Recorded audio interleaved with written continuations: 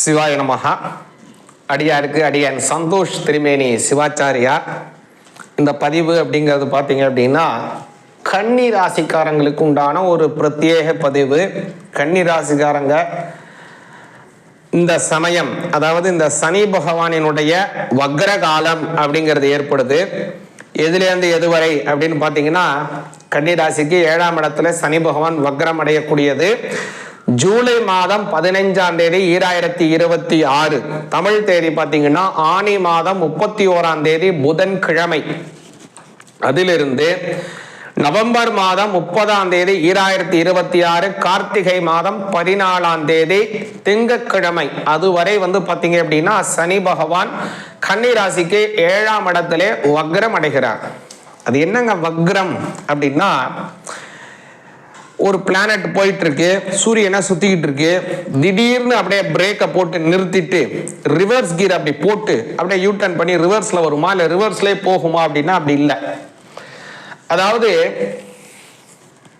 எல்லா கிரகமும் அதாவது ஒரு சோலார் சென்ட்ரிக் அப்படின்னு சொல்லுவாங்க, சூரிய மைய கோட்பாடிலே சுற்றி கொண்டிருக்கிறது. இருந்தாலும் கூட புவி மைய கோட்பாடு அப்படின்னு சொல்லுவாங்க, ஜியோசென்ட்ரிக் அப்படின்னு சொல்றது.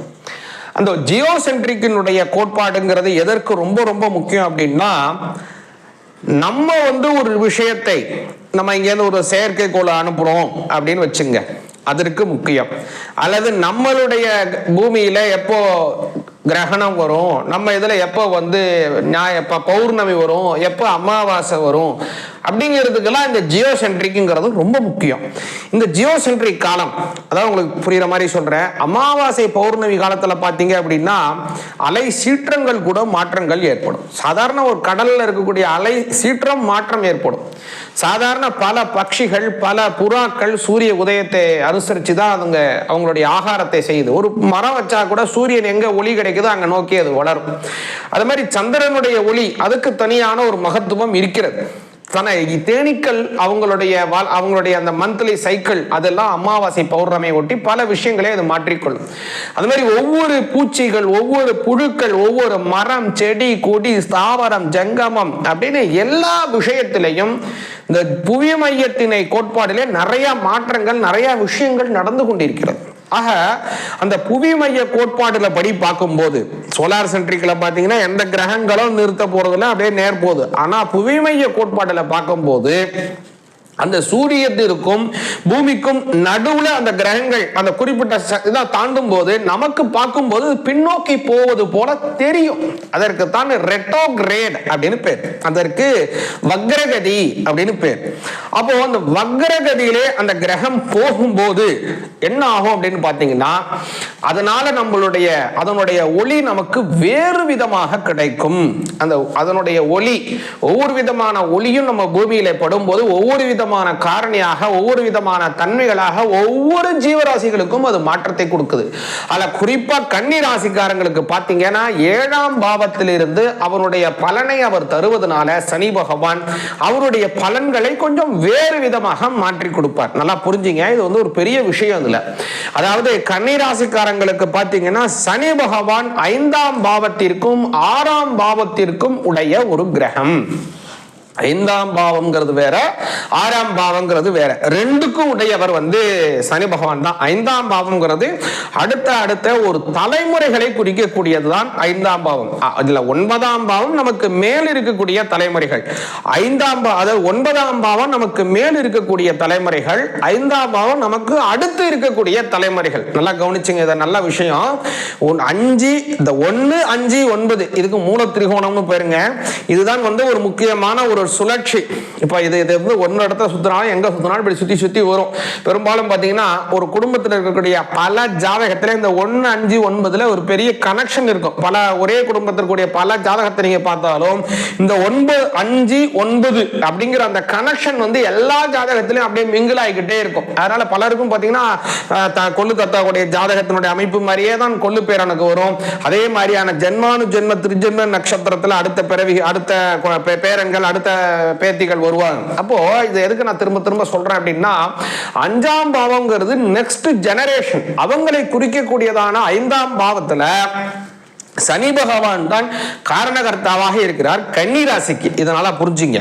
அடுத்ததாக கன்னி ராசிக்கு கவனிச்சிங்க அப்படின்னா உங்களுடைய 6ஆம் பாவத்திற்கும் உடையவர் சனி பகவான். 6ஆம் பாவங்கிறது ரொம்ப கஷ்டமான வேலை, கடினமான வேலை, தூக்க பிரச்சனை, தூக்கத்தை விட்டுட்டு வேலை செய்யறது, ஆனா சொற்பமான வருமானம், அதிகப்படியான உடல் உழைச்சு நீங்க வேலை செய்றீங்க, ஆனா சம்பளம் கம்மியா கிடைக்கும்.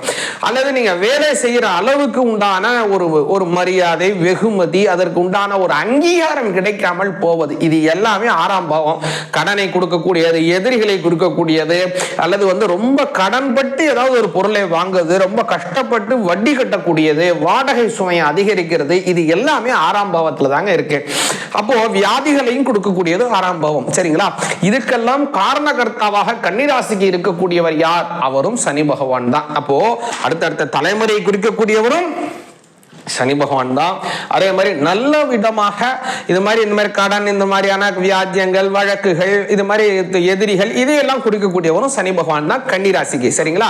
இப்போ இது ரெண்டுக்கும் காரணகர்த்தாவாக இருக்கக்கூடிய சனி பகவான் இப்போ உங்களுடைய 7ஆம் பாவத்திலே வக்ரம் அடைகிறார். அதற்கு இப்போ கண்டக காலம், கண்டக சனி காலம் அப்படிங்கிறது முன்னாடியே நான் சொல்லியிருக்கேன். கண்டக சனி காலம் இது. இப்போ இந்த கண்டக சனியை வக்ரம் அடைவதனாலே பல நல்ல விஷயத்தை தருவார். எப்படி தருவார் அப்படின்னா, உங்களுக்கு அதாவது இப்ப நீங்க கல்யாணம் ஆக வேண்டிய ஒரு நபர் அப்படின்னு வச்சுப்போம். அப்போ நீங்க மனதுல ரொம்ப நாளா யாரை விரும்பிட்டு இருக்கீங்க, அல்லது ஒருத்தர் ரொம்ப நாளா விரும்பிக்கிட்டு இருக்கீங்க அப்படின்னா உங்களுக்கு விருப்பமானவரை உங்களுக்கு வாழ்க்கை துணைவராக மாற்றுவார். அதாவது ரொம்ப நாளா லவ் பண்ணிட்டு இருக்கிறவங்க அவங்களுக்குள்ள ஒரு நல்லபடியா பேசி அவங்க ஒரு கல்யாணம், ஒரு மேரேஜ் லைஃப் லீட் பண்ணுவதற்கு நல்ல வாய்ப்பை உருவாக்கி தருவார் சனி பகவான். ஒண்ணு.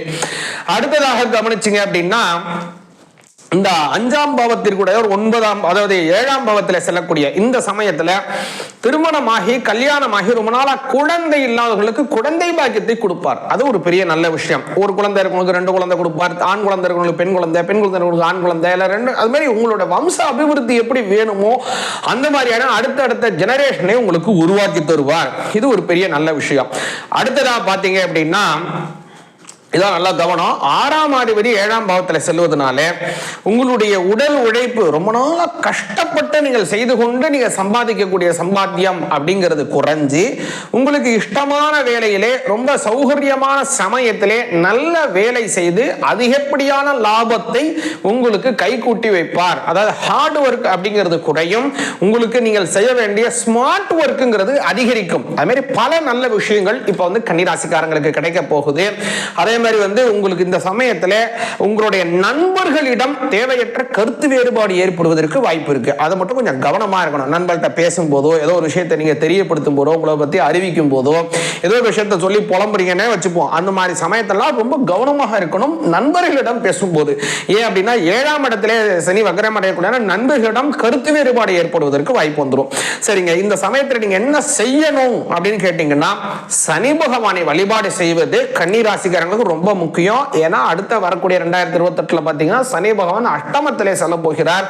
முக்கியமா கன்னிராசிக்காரங்க முக்கியமா இந்த வக்ர காலத்திலே திருநள்ளாறிலே இருக்கக்கூடிய தர்பாரண்யேஸ்வர க்ஷேத்திரத்திலே சனி பகவானை சென்று ஒரு தடவை தரிசனம் பண்ணிட்டு வாங்க. ரொம்ப ரொம்ப நல்ல பலன் உங்களுக்கு கிடைக்கும். சிவாய நமஹ.